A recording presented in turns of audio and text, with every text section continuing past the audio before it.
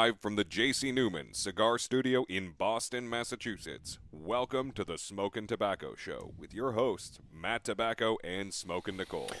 And good evening, ladies and gentlemen. Welcome to another episode of the Smokin Tabacco Show. My name is Matt Tobacco from SmokinTabacco.com, and I am joined by none of the Smokin Tabacco staff tonight, as they are all once again busy with prior engagements. But that's okay. I'm here to hold down the fort. Gonna smoke along with you guys. Have a guest coming on tonight. Little brand called Apostate Cigars. If you haven't heard of them, you're gonna hear all about it. We're gonna be joined by Brandon, and he'll answer any of the questions you may have. So I have no one to banter with this week, so I'm gonna bring Brandon right on. And here he is. Brandon, welcome to the Smokin Tabacco Show. Oh shit! I think you're muted. I don't hear you.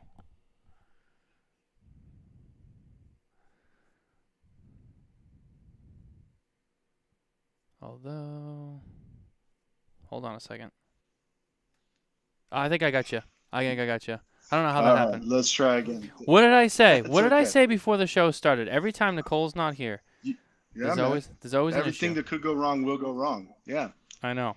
I had issues with the camera before we started. You know, of course, and I don't know. You know, we don't. You know, it's not like we like reprogram the camera every time. You know, you turn it on, you plug it in, and the program automatically picks it up too. So it's like you really don't have. It's really not complicated, but for some reason, it's like every time that she's not here, you know, there's an issue. So It's just a little reminder that you need her, man. that's right. That's right. Yeah, she's in my life for a reason. Without her, I would be lost. In more ways than muddle most people through. know. I can relate. With the so without further ado, welcome to the show. We had some of your cigars. I'm not sure what happened. I could not find them before the show, and then I ran out of time because I had to deal with the stupid camera, as I said before. So I grabbed a Brickhouse cigar. This is the Brickhouse 2022. We are live in the J.C. Newman Cigar Studios, and it is Bricktoberfest all October long. I know J.C. Newman is running their Bricktoberfest photo contest on social media. If you visit SmokinTabacco.com, you can read more about that, or at jcnewman.com.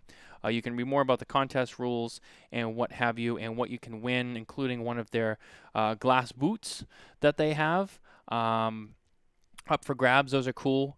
We got those. I think we posted some photos of them up online, so you can check those out. They're awesome. They're really cool. I think they hold like, Yeah, they are cool. I want to say they hold like 3.5 beers, if I remember correctly, for filling it up. I mean, that'll do. Yeah.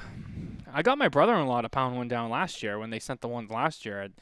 I filled it up with some Bud Light, just something basic, just, you know, to do photos. And then he was here, and I'm like, I mean, you want to drink this? And he was like, all right.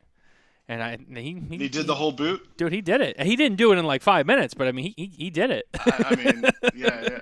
That's a lot in 5 minutes, even if it's Bud Light. Yeah. So I mean, it's he got it down, but you know they are great. So you can win those from J.C. Newman. Check those out. And tonight I'm going to be cutting and lighting my cigars with Cigar Blondie accessories, the signature Blade Flame from Cigar Blondie lighter, and as well as their awesome cutters, super sharp and durable. They make some great quality products. Visit them at cigarblondie.com. Shout out to Brandon, Leo. yeah, shout out to Leo. She is an amazing person. Some of you may know her from Nova Cigars, which is a completely separate entity. I had many people ask me, is Cigar Blondie Accessories part of Nova? It is not part of Nova Right. Cigar. It is a separate entity. This is Leo's thing that she's doing all on her own, and she's got some great stuff. Even the packaging. She partnered with Humidif Group for the packaging, and they got that like tap technology. Dude, it looks sharp. Yeah, it's good looking stuff. Nicole's got the white set. Nicole's set is here. She's got the white set. And then Coop has the black set that he uses on the Spare Notes show. Yeah, I think I'd have to go with black myself. Black's a good color. A lot of the stuff that I have is black. Both my vehicles are black. Most Yeah. of my clothes are black. I wear a lot of All black black jeans. everything. I don't wear a lot of blue Yeah. jeans anymore. It's all black jeans, black hoodies. I haven't worn blue jeans since like junior high. Yeah. It's like the Pete Johnson thing. You know how Pete's always in black? It's like, you know, he's always got like the black Yeah, it's jeans, the kinda- black T-shirt. Yeah. For me, I like black kind of hides how I look like a potato. So there you go. More and more these days, I feel you on that one. I feel you. I just turned 40, man, so I need all the help I can get, you know. Some people say it's like after you get married, you know, they're like, oh yeah, when you get married, like you have to get fat. And I remember at the trade show, after we got married before the trade show started. So Right. the rest of that week, right? yeah, it was Thursday. Most people I think were in town by then, but like the pre-show stuff didn't start till Friday. But I think it was either Thursday or Friday, and I think it was Friday night. And after the welcome party, I was walking through the casino. You know the casino. You come out of the convention center and you take you to the casino, the hallway where all the restaurants are, the restaurant row. Right. Yeah, And I love that spot. Yeah. I ran into Garrett and Andrew, and they were with Justo and everyone at JRE, and they all stopped me and whatever, and they were like, congratulations and this and that. And Justo just comes up to me, he puts a hand on my shoulder, he's like, now that you're married, you're gonna start getting fat, and he like pats his belly, and then he pats mine, and he's like, this is how it starts. Yep. Just letting you know what you're in for. He's like, first they get you, and then when you sign that paper, then they fatten you up so you can't go anywhere. Yep. Just a sign of contentment, right? Means you're happy. Yeah, no, I mean, of course, and you know, I love Nicole, and you know, I have to say, it doesn't hurt. It doesn't hurt that she has she's got good cooking skills too. I mean, she knows how to feed me. Oh man, game over, dude. It's dangerous, you know. It is dangerous. Yeah, you're gonna get a lot fatter than you are now. Her dad's a good cook too, so I think she gets a lot of it from him. But they're both like, so her dad's he's one of those people who, like, when he's good at something, like he's always trying to be better, he's always trying to master it. But he also wants you to know that he's good at it too. So like when he's cooking food, it's always like, oh, like, look at this thing that I made or whatever. And then she does the same thing too. And so they'll argue over like who can make stuff better. But I mean, she makes the best lasagna. She makes, she makes biscuits and gravy. She makes the best scrambled eggs. She makes anything Italian. You know, which is a lot of pasta. That's a lot of carbs and a lot of sauce. It's a lot of carbs, homie. Yeah, you're gonna need to go on walks every night, man. yeah, I'm in trouble. I'm in trouble. So, on the flip side, though, so she's half Italian, and then she's half Irish. So, I mean, she can drink better than me. I mean, she puts it away. Go. She puts it away better than I can. It's fucking insane because she's got a stomach that's about yay big. So I mean, it's crazy. It's crazy. It's good to have someone who can challenge you a little bit, right? Yeah. I always like to make the joke with her. I'm like the kid from The Simpsons on the bus. It's like, I'm in danger. I'm in danger. That's my running joke with Nicole. I'm in danger. You're the real life Ralph meme. I love it. Yeah, that's me. So we caught up with you at the trade show. This was your first trade show this year, right? It was our first trade show as vendors. Yeah, we've been many times for my partner Kendrick. He runs Beehive Cigars in Salt Lake City. So, that's right. And when I was his general manager, we would go down together, do the buying. So we've been several times, but being on the other side of the table this year was the first year. Yeah. Did you find that as, being an exhibitor, with a brand that you're trying to get out there, like, is it a lot more stress than being on the retail side of it? It's definitely a different kind of stress. On the retail side, I think for me, because it was Kendrick's money and not mine, but I think for me the biggest stress was budget concerns, right? Making sure you don't go over your limit. You get the good hot shit. The shop's excited, customers are excited. That's really not that stressful. On the exhibitor side, it's different, man. It's like, are people going to come to the booth? Are they going to like what they see? Are they going to try the product? Is everyone going to hate us? That kind of your insecurities show up a little bit, right? Absolutely. But ultimately, man, despite the stress of being on the show floor all day, you don't get to take those breaks to go play blackjack while you're in between, appointments, stuff like that. You're there the whole day. Despite all of that, it was a blast, man. I loved meeting new people, people I wouldn't have met otherwise. Meeting you, meeting other media outlets. It was cool. I had a blast. No, I know you're one of those people that I like. We have been friends on social media for a while. I think Hmm. we've chatted and made comments on stuff, but we never really got to talk. We never really met each other and stuff like that. So seeing you at the trade show was awesome because it was like, oh wow, I know this guy. Um, Yeah, yeah, you get to connect in a real way instead of that social media way, and I love that. I every time I go to a new town, someone I know from Instagram or Facebook shows up like, "Hey, it's me." I'm like, "Dude, what's up? We've been friends for years. Nice to meet you." now come check out my cigars. Yeah, yeah. Now smoke this real quick. Yeah.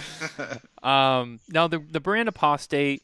Just tell me a little bit more about that. What is the meaning behind the name? A little bit more about kind of like what the vibe and the theme is behind that brand. Yeah, absolutely, man. So my partner and I lead pretty parallel lives. We're both from Utah. We both grew up here.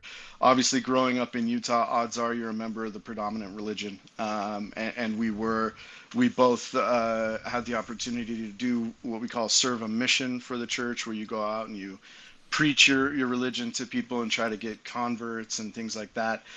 He went to Scotland for a couple of years and worked with the folks out there.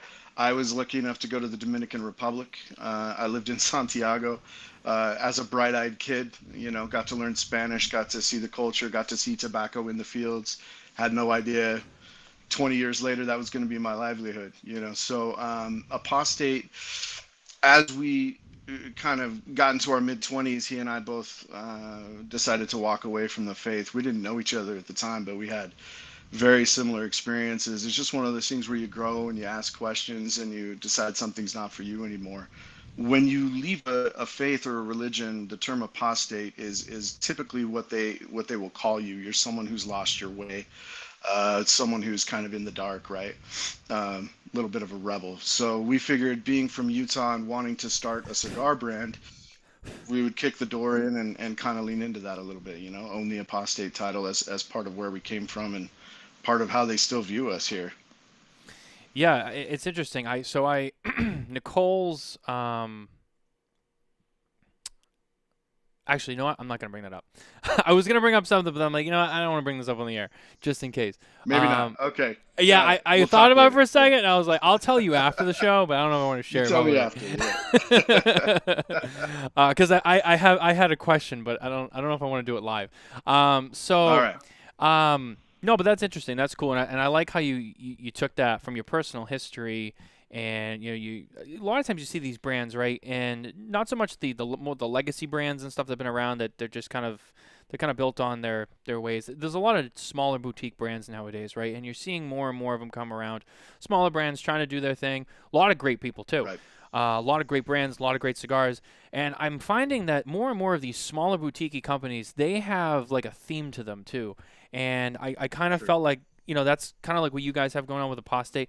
And it's nice Hmm. because it tells a story within itself. It represents who Hmm. you guys are, not just what your cigars are, who you are, where you've come from, Hmm. or what you're trying to do, what you're all about.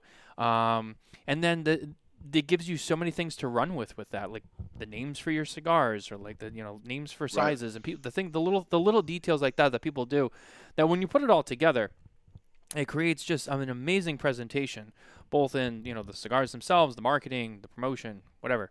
It tells a Yeah. story. It gives it soul. There's more of a soul to the brand, if that makes sense. I think you'll see that across a lot of different industries, right? The ones that tend to resonate are the ones that have sort of some roots in something real, right? So for us, the roots were, I mean, if you get down to brass tacks here, it's like when you grow up in a faith, you grow up in a religion, and it dominates the scope of your day. When you walk away from that, that was your community, right? Those were your neighbors, those were the kids you went to school with, that was your family. When you walk away from that, what is now your community? For me, and I know for Kendrick as well, I wasn't really able to define a sense of belonging to a community again until I found premium tobacco, until I started smoking cigars and hanging out in lounges. And that to me had that same feel of people who are interested in common ground rather than differences. And I think for us building Apostate, we really wanted to lean into that. Now, one of the things I caught you here, I heard you say before. I caught you say. I wanted to say, you were living in the Dominican. hmm How long did you live in the Dominican? Total time on the island was about 14 months for me. And how old were you when you went down there? Oh, and I think we just lost him.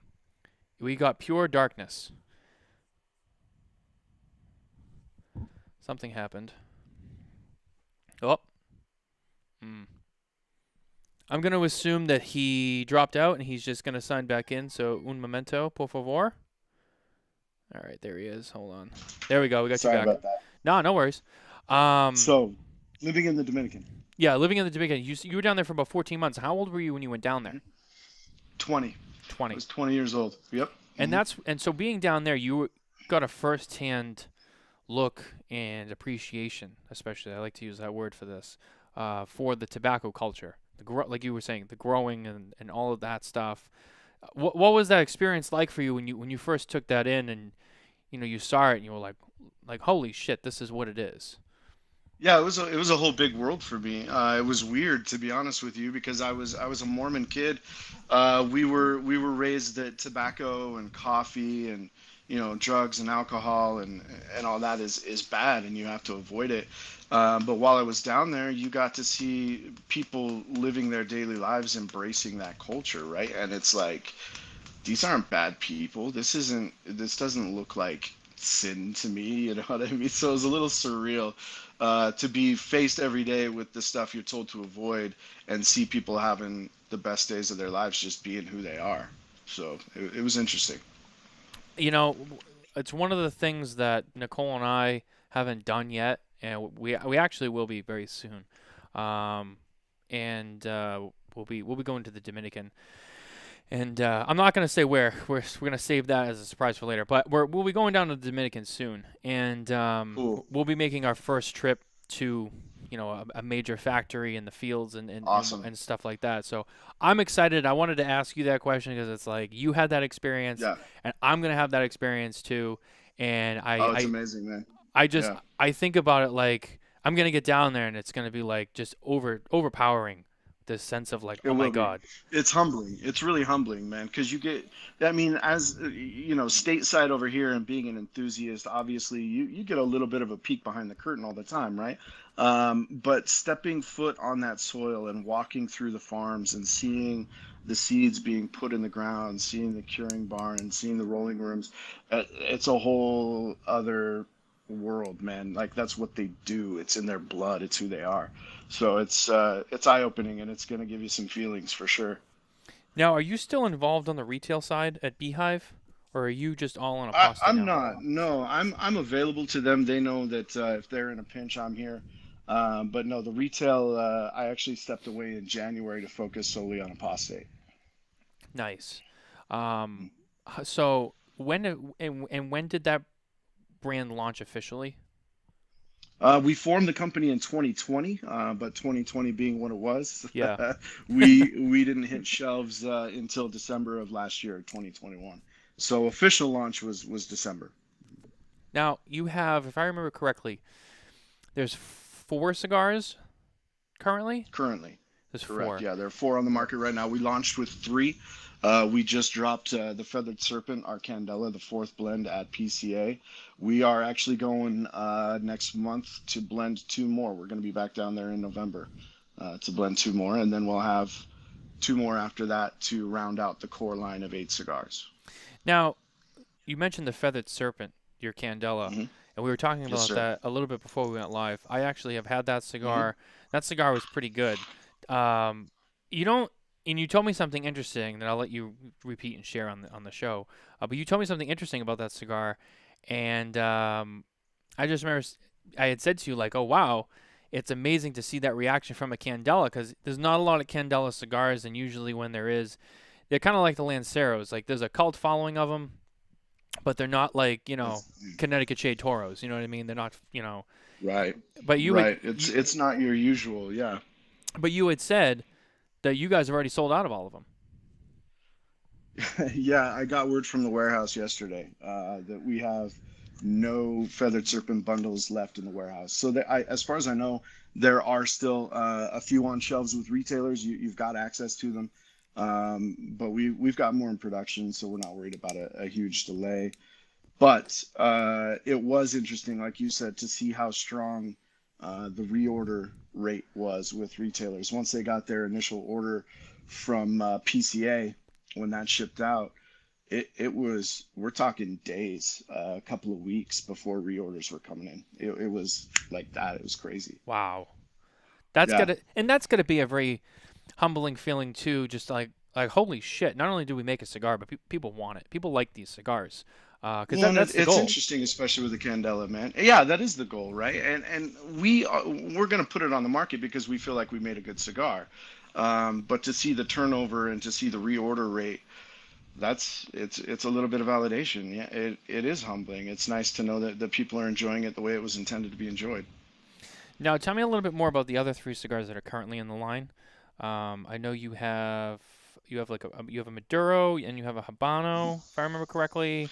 Yeah, so we launched with a little bit of something for everybody. So the first cigar we blended is a Habano with an Ecuadorian Sumatra wrapper. It's called the Initiatory. That is a 6x52 Toro. Pretty straightforward Habano. We wanted to go with kind of the, traditional Dominican floral flavor profile. It's got a Mexican San Andres binder to kind of give you a little complexity, and then you're looking at all Dominican filler. Really smooth, capable cigar. That's good for any time of day. Second one we dropped was the Maduro. It's called the Deseret. It's got the Mexican San Andres wrapper, Dominican binder, and then filler from the DR and Nicaragua in there. We picked a lot of sweet filler tobaccos. So that's a really rich, flavorful Maduro. It's not super heavy. Um, it's like a dessert smoke for me. It's got some good sweet notes to it. And then the Connecticut is called the Liahona. It's a 45 ring gauge, which is pretty unique. And then it's a torpedo. So 45 ring gauge torpedo. It's not your everyday shape and size, which I think adds to the smoking experience with that one. That is Ecuadorian Connecticut wrapper, Mexican San Andres binder, filler from the DR, and then a little bit of filler from Paraguay in there to round it out. So that one's a unique Connecticut for sure.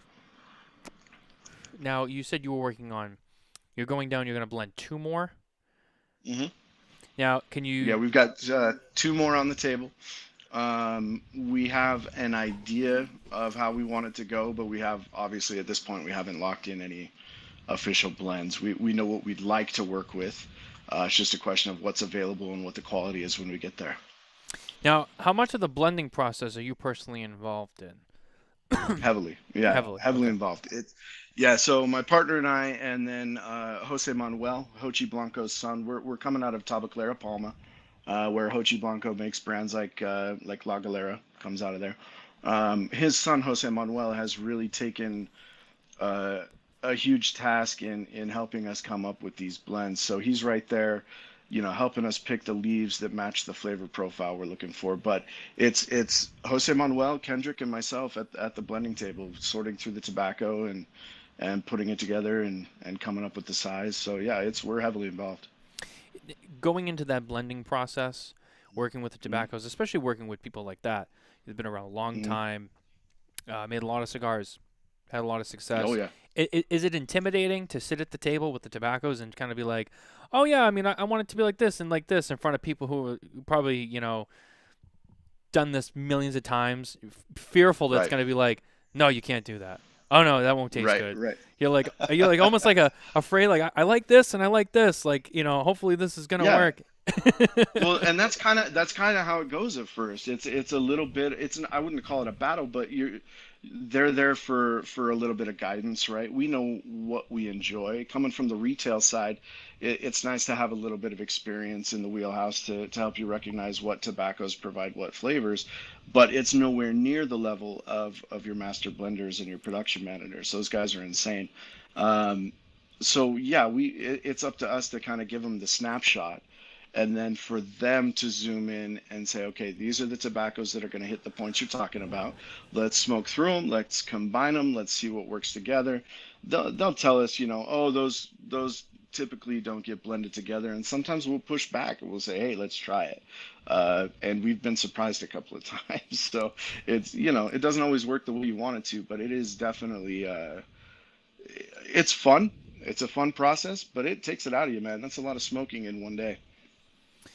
Oh yeah, I'm sure. I mean, we've talked to a couple weeks ago. Perfect. We had Steve Soccer on, and I mean, Oh God, yeah. I know Steve, and he came right out and told us, he's like, I make the most test blends.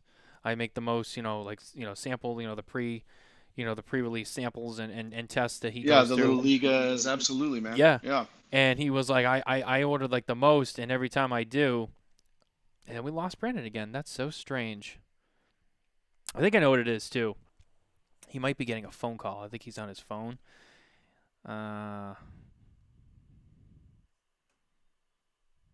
We got dead air here. I apologize. I think I have the solution to him. As soon as I get him back, I will tell him.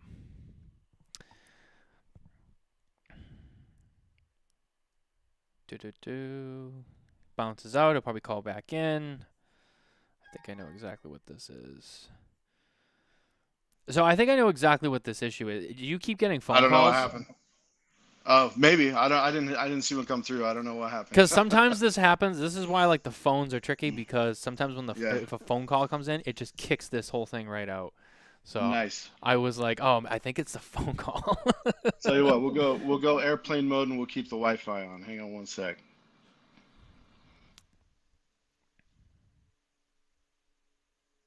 All right, that should solve any phone call issues. There we go. Let's try that. Hopefully that'll be better. I forgot where we were now. Oh yeah, we were talking about Steve. So you were talking about Saka and all the test blends and everything. Yeah, and it was funny because he revealed to us too. He's like, I order so many. He's like, a lot of times when you go to the factory, he's like, they make you your test blends. That's kind of like part of the deal. He's like, I pay for mine, and I tell them too, like, no, I'm paying for them, because he goes, I order so many. Now, I'd say kind of an anomaly. Because I feel like most people don't probably make as many test blends as he does, because he's just no. So I think you're right. I think you're right, because it's funny. You'll see on his social media every now and then he'll be like, "Look what I found," and it's a whole pack of shit he blended 5 years ago. But yeah, it's for us, the test blends. We come home with our blends so that we can let them rest and smoke them over time and make sure, as Terrence Riley likes to say, we're validating the blend, right? Ooh, I like what you did there. That's a real process, and definitely where Terrence gets that from, and it's fun. That's the fun part. But we don't make nearly as many test blends as Saka, and never will. And we don't know as much about blending as Saka. We're just learning. You know what I mean? That's why it's cool to sit at the feet of someone like Hochi Blanco and his son Jose Manuel and take all this information in. Yeah, the Blancos. I mean, those are some great people to be with. I mean, between Hochi, you got his cousin Jose. I mean, Jose Blanco is. I mean, he's a legend. Come on, he's right? another legend. Yeah. I mean, both of them. No, yeah, Jose is like family to me. I love that. He calls me on my birthday. I love that guy. I love Jose. Hochi takes amazing care of us, man. We could not be more lucky in who we've gotten to work with. Yeah, I mean, was it you? I can't remember. We were at the trade show. I want to say it was you guys, and it was Hochi. You guys were talking about making cigars, and I think you guys found, was it who found a bundle of tobacco that was like forgotten or something, and you were like, oh, can we use this? And then they were like, yeah. So it was interesting. We were blending the Connecticut, and Jose Manuel was like, have you guys ever tried tobacco from Paraguay? And we're like, I didn't know they grew tobacco in Paraguay. So no, I've never tried it, never heard of it, didn't know it existed. So it wasn't like it was this weird secret stash. It was just some tobacco that they happened to have that was not in use. And now that's one of the filler tobaccos in the Liahona, our Connecticut. What we like about that tobacco is it's got a really buttery, creamy profile to it. It's unlike anything that I've ever smoked by itself. That one little fuma of just Paraguay by itself, I could smoke that all day. It's delicious. It tastes like buttered popcorn. Yeah, it's got to be. I'm talking to a lot of other people too, and whether it's blenders or it's brand owners or it's whoever, just people in the industry who are working with the blending process.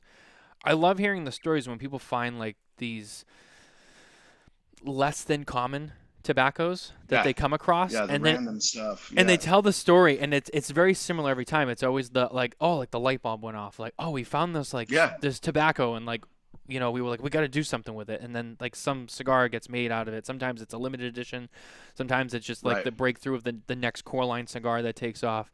So right. it's got to be nice to shake it up a little bit, from the standard stuff you're working with, to be like, oh, what's this? I don't know anything about it. Let's try it. It makes it exciting, man. Yeah, absolutely. You do feel like you found a little hidden gem. I never would have thought to ask for filler from Paraguay. But Jose Manuel was like, by the way, how could we not use it at that point? You know what I mean? There's no way we're not going to use it. So that was fun. Well, I mean, cigar blending and cigar making has been explained to me by several people over the years. It's like being a chef in the kitchen, right? You're making a recipe. It's exactly, yeah. And so it's like being a chef, and you find this spice or you find this meat that's, you know, oh shit, I didn't know we had that. Oh, what can I do with this? And Right, what kind of recipe right. can I make? And you make something that's, Mhm. and from what I get out of it when that happens, majority of the time you make something that's even more unique because you're using a Yeah, tobacco that's not as commonly used. So the cigar, in the long run, provided it's blended correctly, it ends up being right. something even more special. And I think that's cool. The geek side of me is Yeah, like, it that's is cool. cool. No, that's why it was fun for me too. It appealed to the nerd side.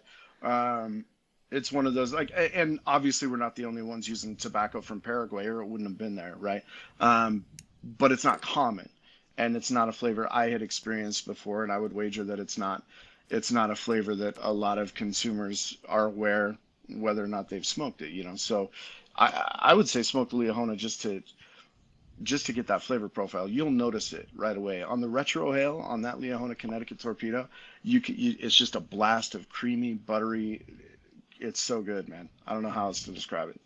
Yeah, I totally, I've had that flavor note before, and I almost know exactly what you're talking about. And it's a nice flavor. It's a nice experience. It's a softer side of the smoke versus some of the Right, you got some cigars that are real thick, real heavy, and real meaty, and those have a time and right. place, and those are enjoyable. But sometimes you want that just Yeah, softer, easier, lighter flavor, and it's just a little bit more relaxing. It's not so strong. You can just kind of sit there and take it in. And I'm not a big retro healer too. That's the other thing. So for me, right, right, right. cigar like that is perfect. You Yeah. know, Yeah, you get a lot of the Dominican floral notes on the retro. That's kind of Kendrick and I. We have the approach of I'd rather smoke more cigars with more flavor rather than strength over flavor, right?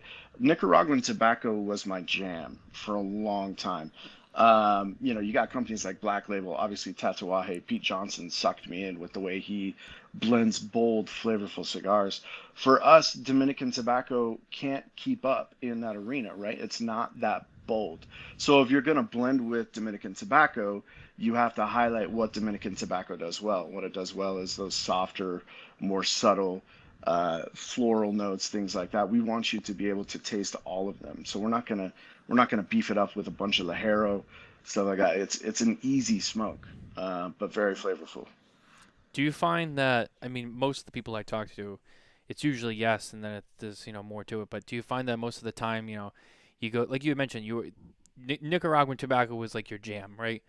And then it changes, right? And then you go through like spells where you're just like, it's not that you don't like Nicaraguan tobacco, for example, right? And then I love Nicaraguan it's tobacco. just like, Yeah. you know what? Like you get to a point where you're like, I need a break from that, and I need to go smoke, Mhm. you know, something Dominican really mild, and then from there you're like, Right. I need something from Honduras that's just got a little bit of that Right. extra pep that's going on, and then Mhm. you just kind of always, and it's not that you don't like those different tobaccos. It's just like you get burnt out of them, and then you find yourself craving other tobaccos that are like, I got to switch it up.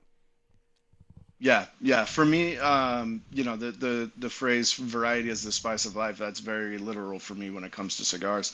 I love variety. I love being eclectic with what I smoke. I spent probably when I was in the retail game, all those years buying cigars for Beehive, our humidor was Nicaragua heavy, because that's what I enjoyed smoking. And if the tobacconist likes smoking it, that's what he's going to sell to the customers too, right? It's kind of the way it goes. So when we got down there to start blending cigars with Hochi, I was blown away, by the subtlety, the floral nature, the complexity that you can get when Dominican tobacco is balanced and blended well.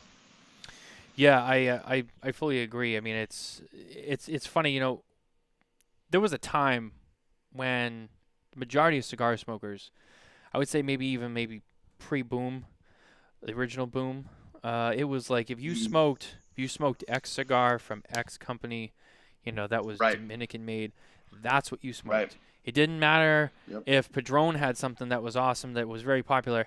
Nope, I smoke, like That wasn't Fuente, your cigar. Chateau, Yeah. whatever. That's what I Yeah. smoke. Today, Yeah. I mean, you look at most cigar smokers, you say, what's in your humidor? It's like you'll hear 15 brand names, whether they're big names or Fuck, small it's names. everything. Yeah. It's everything from different countries, different Mhm. varieties, different areas of those countries, and it's just like the variety is great for the industry, and I feel like it's love it. changed the industry. Mhm. It's nice to have Yes, options. I think you're right. Yeah, well, and for me, when you started saying that, I was immediately reminded of watching The Sopranos, and Tony would always smoke his Macanudos. You know what I mean? That was it. That's what he smoked, right? So it's Mhm. like, I don't know, man. I definitely tend to gravitate towards blends that I smoke more often. But I think if I ever locked myself into one cigar, I feel like I would just be missing out on so much. There's so many good cigars right now. So many. There are, and it's hard because do you find, aside from, you have your own cigars now that you make and you sell and whatnot, but I mean, obviously you smoke other stuff too. Yeah. Do you find that, and I get this, I think even more because being in the media, like there's so much out there, and then you'll be in conversation like, oh, did you have this cigar? Oh man, it's the best. And you probably heard about it, you probably see it on, and you're like, no, and people look at you like, what? How have you not had that? It's like because I'm Yeah. smoking the 55 other cigars that are really popular right now. They look at you like you're from Mars, man. Yeah, it's hard to keep up. It really is. When I was in the retail game, it was easy because I was getting deliveries. All the new stuff was coming across my desk, right? I would pop one out of the box and smoke it right away, so I knew how to speak to it in the humidor. I haven't been on the retail side in almost a year now. So the bulk of what I smoke has been apostate. But then, you go out on the road and I want to support the shops I'm in. So I buy a handful of whatever they think is hot in their humidor. You know, it's fun to come home with my little goodie bag and be like, oh man, I've never even heard of this, and I should have. So yeah, I just smoked the K by Karen Berger and AJ collaboration for the first time over the weekend, that 25th anniversary. Karen handed me one at her shop on Saturday, and I was like, I'm sorry, this is the first time I'm smoking this. It was amazing. It was so good, and I would have missed it otherwise. That's another one that I know has been kind of popular lately. I've seen it Mhm. around a lot, especially on social media. And I haven't got my hands on it yet, and it's just like it's on my Bro. list of things to get to. Yeah, exactly. It's like that. And what a cool problem to have, right? I know. It's like, oh man, I gotta smoke all these cigars. That's such God torture. damn it. Yeah, we're spoiled, dude, for sure. Well, I'm gonna give you a break for a second. I gotta hit our news segment, and then I'll come right back to you. Our news this week is once again brought to you by Micallef Cigars. If you head over to MicallefCigars.com today, you can sign up to become official ambassador with Micallef Cigars, as well as while you're at it, go over to their Facebook group, the Micallef Ambassador Group. Join that group with all the other ambassadors. Hang out, smoke Micallef. This month, the Micallef Collector's Edition has gone out, as well as the, I believe, the box of the Micallef lowercase a's or the little a's. So look for those at your local Micallef retailer.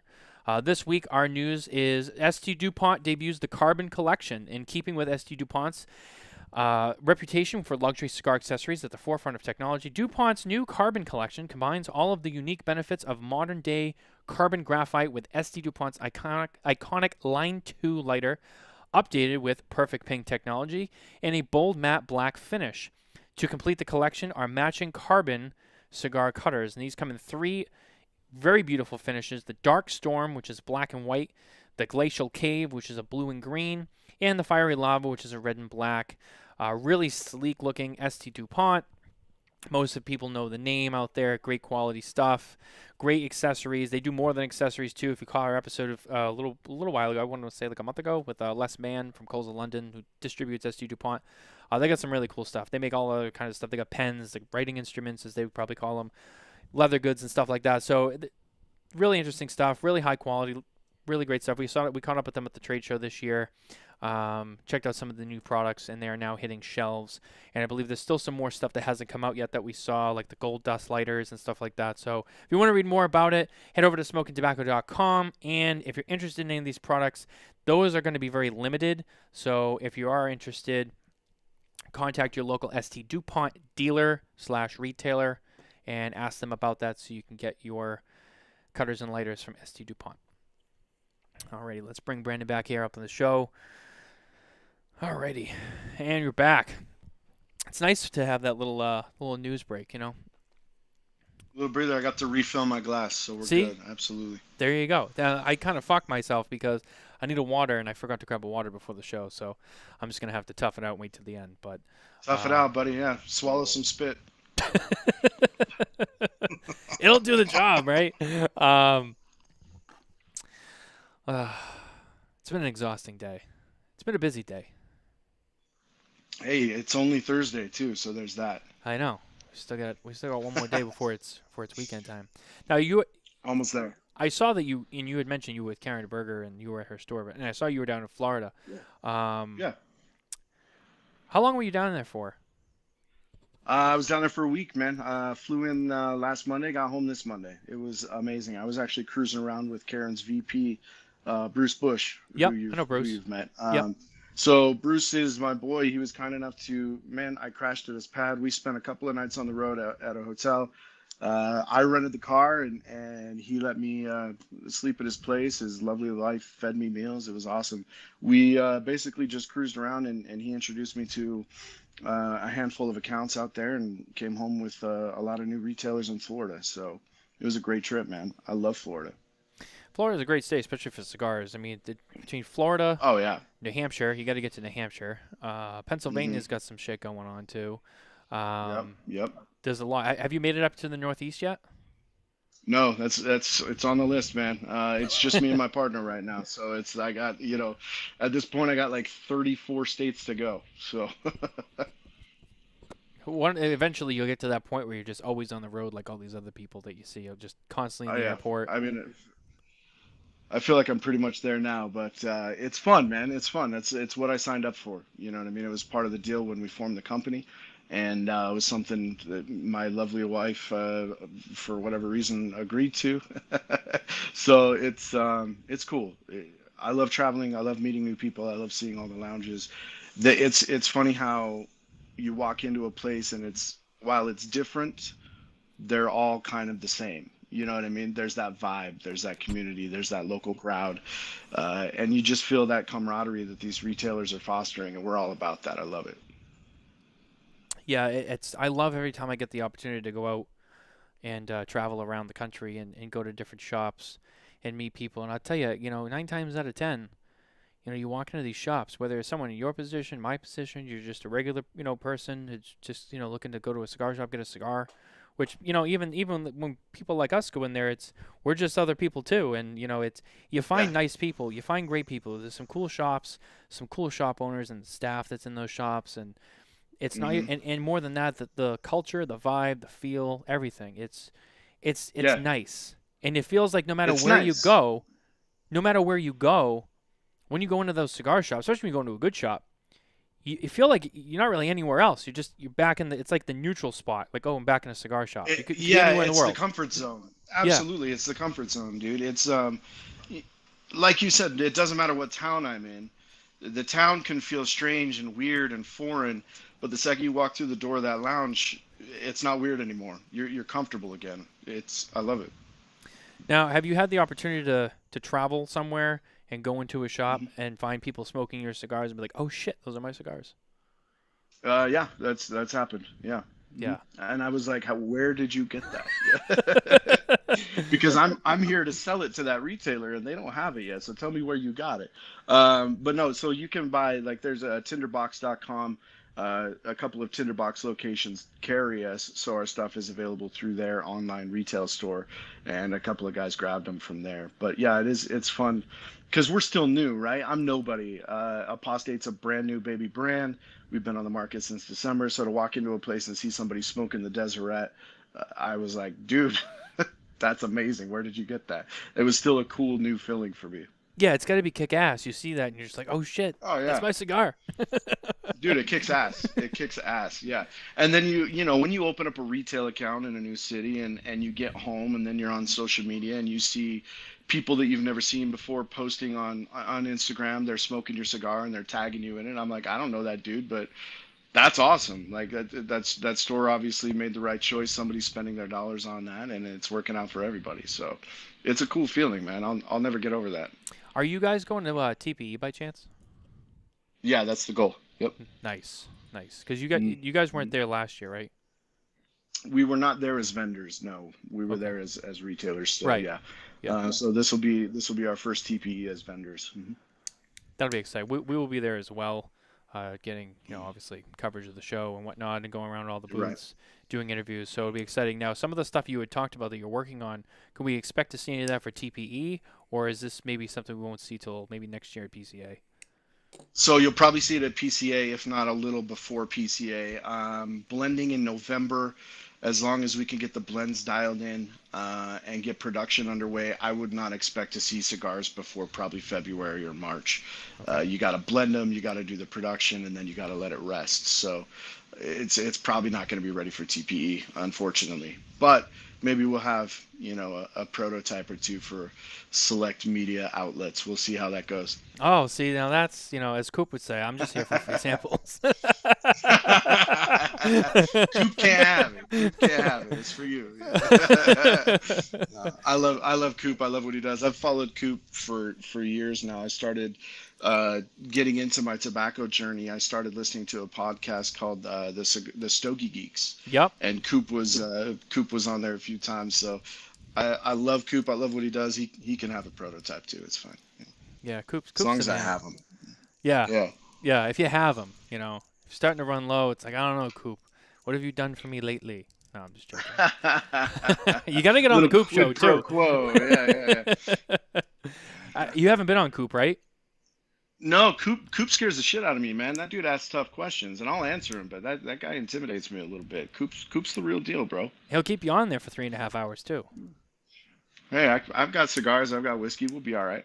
Yeah, you can make it last. I mean, if you're on there with Bear, Bear is kind of like the he breaks it up a little bit. He provides the Right.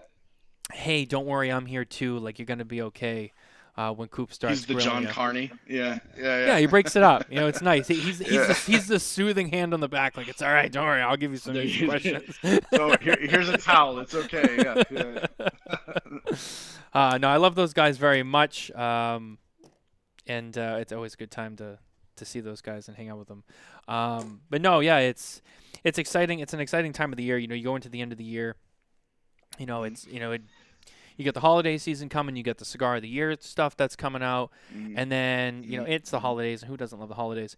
And then all of that's over, and it's January, and then all of a sudden it's like, okay, the winding down part of the year is over. Now we have to let's think about what are we doing now, go. And it's time to crank it up. So, you start the year off with TPE, and then you kind of go back to the factory. You go back to the drawing board. You keep working on your stuff, and then it's like we always say, or like Coop calls it, the Super Bowl of cigars. The PCA trade show, that's the big one. That's the one where you almost have to bring something new. You got to bring something exciting. There's a lot of people there. There's a lot of energy.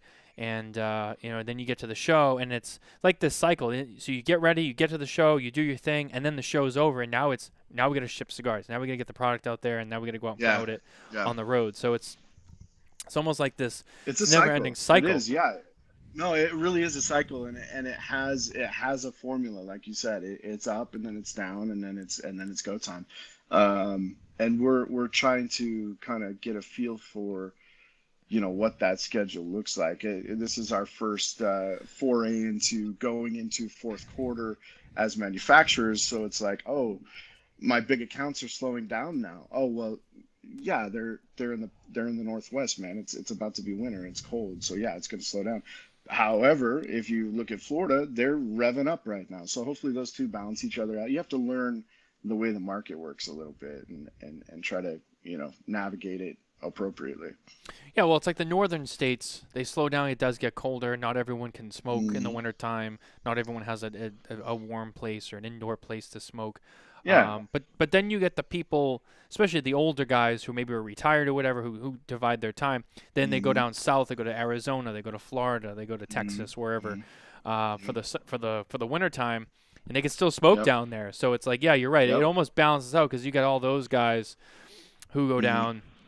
And now they're just buying in the south. So then the southern, so like you said, like Right. Florida, it ramps up because it's not super hot, and Yeah. now there's more people outside enjoying cigars, and all the Right. snowbirds come down, Right. and they're buying cigars. So Yep. it is. It's an interesting time of year, right? Um, It is. Well, and on the flip side, Phoenix, June through September, nobody's smoking outside down there. You know what I mean? So it is. no. It's total opposite. It's interesting. You learn a lot of things you didn't know you'd have to learn on this side of the table. It's fun.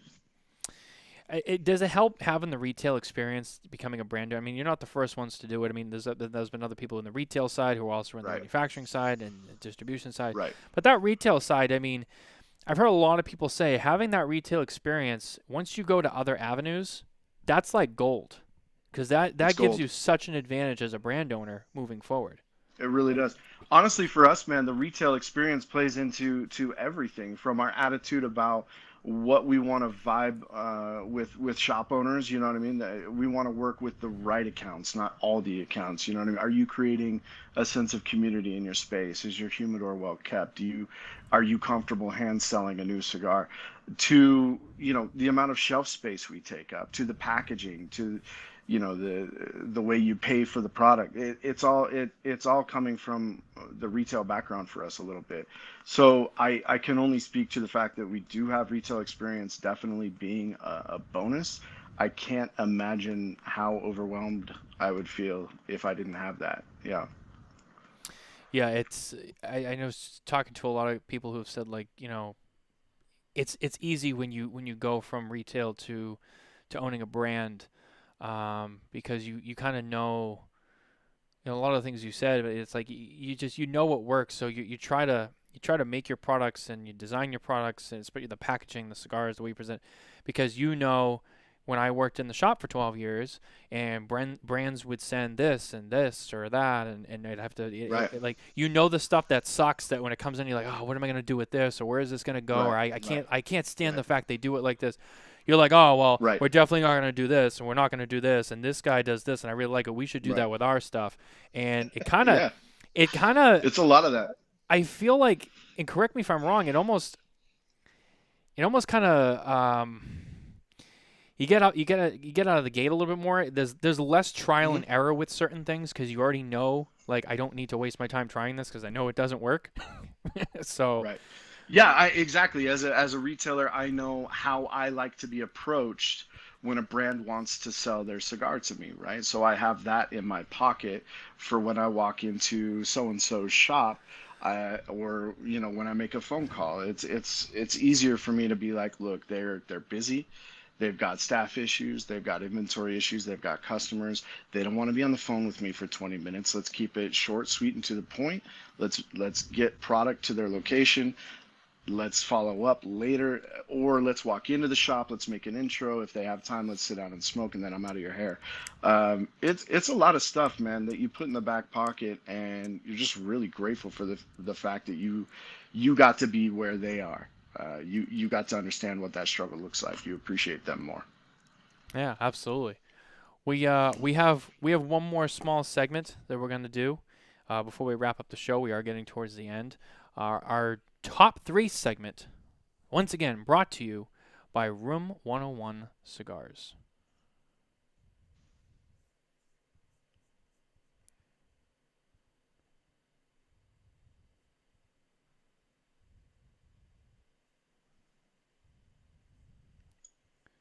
And I don't know where the sound overlay went, but that's okay. See, this is what I don't know. I don't know where the window is for it. Where's Nicole? Where is Nicole? I know.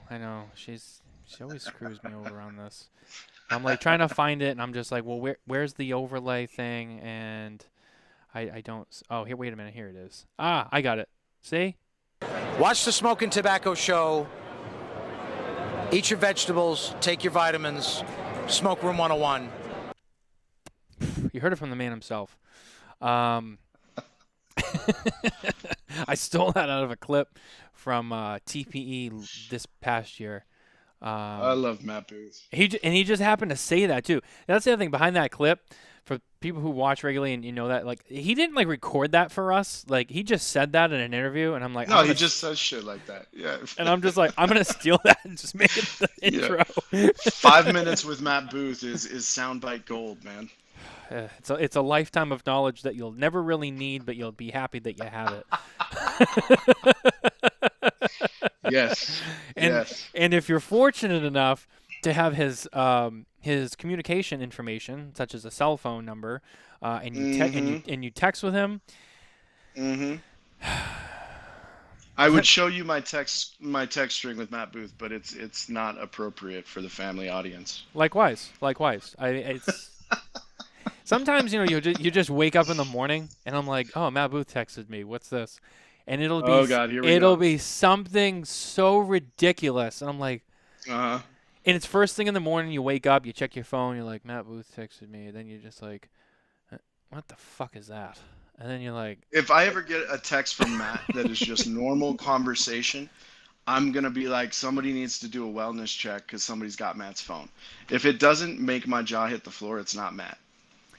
One time he called me out of the blue, and I'm like, hello. And he's like, hey, man, what's going on? I was like, nothing. What are you doing? He's like, oh, nothing. I'm cleaning out my office. I'm like, oh, that's cool.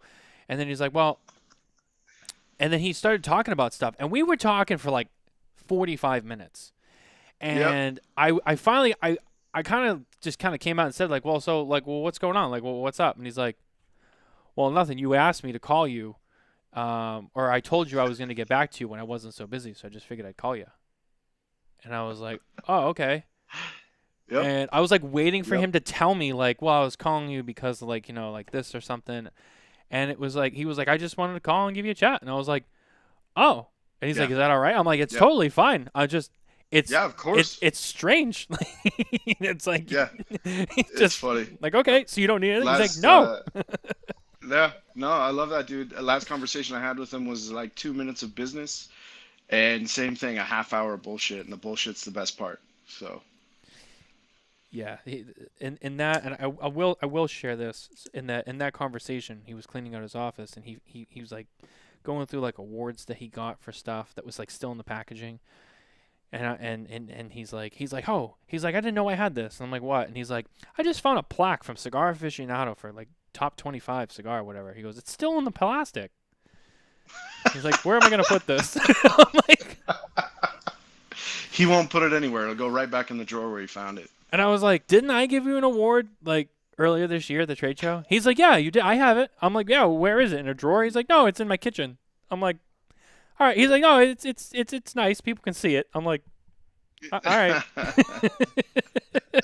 See, and I love that the accolades and the awards, that's not what he's doing it for. You know what I mean? That's not why Matt Booth is making cigars. And I try to kind of float the same river. I'm here because I love tobacco and I love the community that it creates. And if accolades come our way, that's cool, but that's not the motivation, right? So I love, the genuine sort like Matt and like Saka, who do it for the love of the game. Yeah, I totally agree with you, and I think that a lot of the people out there, do it like that. And I mean, obviously, people got to make money and survive, but the other part of it too is, they love the game, and I feel like the people who love the game, I mean, that's oftentimes when you get some of the best stuff because the heart and the dedication is there, and they really care about it. They want it to be the best. They're not just going to be like, well, it works. Put a band on it. Let's send it out. Right. And I don't run into that very often, if at all. You know what I mean? I think everybody that I've met in the industry is very passionate. People like to give the legacy brands a hard time, but it's like, I don't know, man. I've talked to those dudes, and they're still pretty goddamn passionate about what they're doing. It's not about dollars and cents at this point. It's about how can they continue to make a good product and stay relevant in a differing market. So it's people like to say that they're not invested, and I haven't found that to be the case.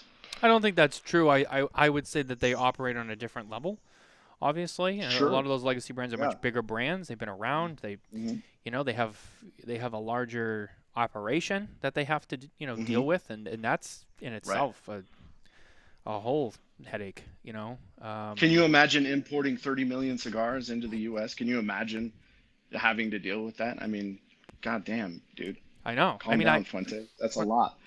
I talked to Carney about stuff like that, and stuff that LFD does, and when they import stuff, and just the stuff that like him and Lito and Tony like that they have to deal with. It's like there's a respect for it. There really is. It's like, you know what, dude? Like I remember having one of those conversations with John one time, and I was just like, and I didn't realize like what it takes for them to do stuff, and I just remember being like, you know what? Nothing but respect to you guys. That's like that. Yeah. I don't know how you deal with that.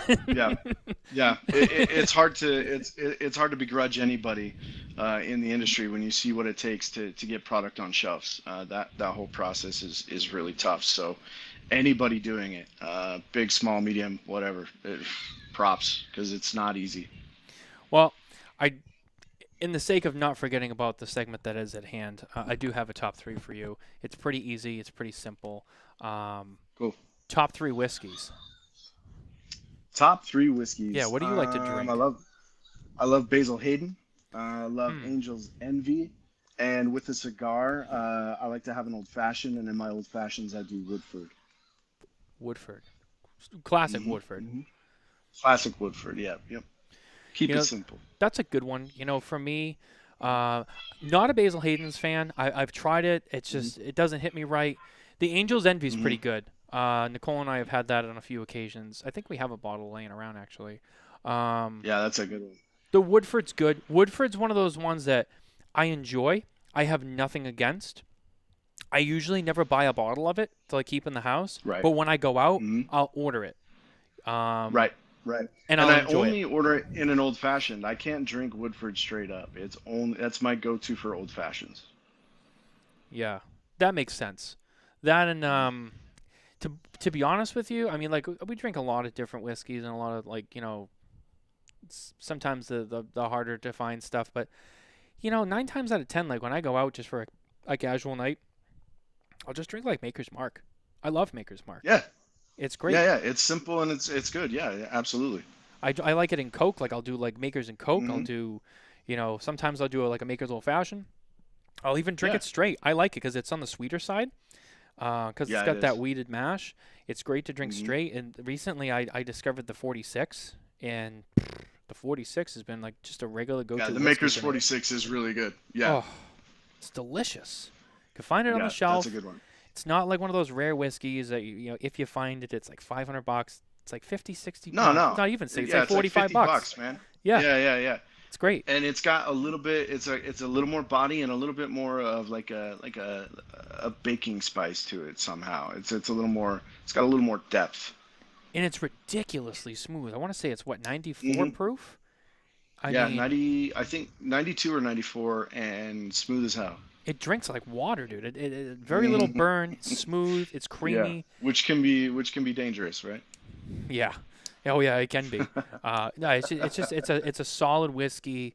I fell victim to it too when I first got into, especially bourbons and stuff with, Blanton's and Weller and stuff like that, which I do enjoy and I do like having around. But after a while, I was just like, you know what, like.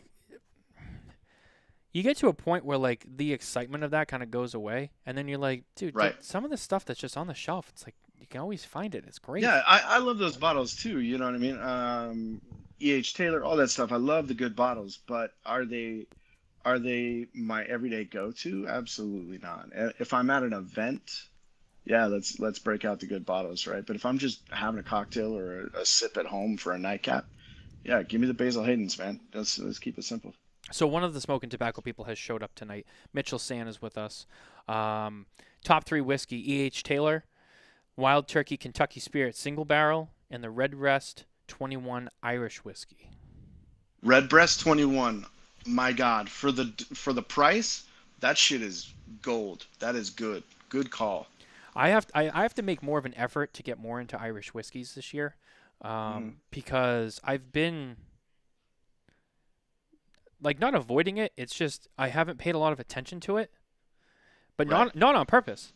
And it's one of those things where I'm like, I need to start getting into more Irish whiskeys and going through that, because there's some great stuff out there that I haven't had yet that I've been wanting to try. You know, if you get a chance, probably my favorite Irish whiskey is a bottle called Yellow Spot. If you get a chance, to check that one out. Okay. It's worth every penny. Yeah, smooth, super good. So as I said, Nicole's Irish. Her mother was born in Ireland, and then she has since moved to England. So Nicole goes over there from time to time, and she just got back earlier this year. And when she came back, she had a bunch of bottles with her. She had a homemade Irish whiskey that her cousin made, that was not bad. She had some rums that she brought, some Havana Club rums, and then she brought a bottle of Jameson Irish Stout. Oh yeah, that's a good one. That I don't know if it's the standard something about, I think it was like an England only blend or something like that. It was different. It was marked different. Yeah. And I haven't opened that yet, but I'm like very interested to try that because I've never really had anything like that. So Jameson Black is not too bad either. I like Jameson Black. It's a little more sippable than your standard Jameson bottle. I think I have a small bottle of that. Someone got me like a Jameson sampler one time, and it's sitting. There you go. It's sitting in the back of our whole whiskey thing, and one of these days I gotta rip it out and try it because. Yeah, try the black. I think you'd like that one. Yeah, I'm gonna check that out. Well, anyway, we are getting towards the end of the show here tonight. It's been a great time. We've had a great conversation. It's been great hanging out with you, having a cigar. Likewise. That's what it's all about. Before we go, though, anything you want to say or anything you want to plug before we wrap up the show? As far as plugs go, looking forward to going down in November to blend 2 more cigars. So look for those early next year, hopefully, at least announcement-wise. Right now, get the Feathered Serpent from your local retailer while you can. They're going to be back-ordered eventually. A great candela.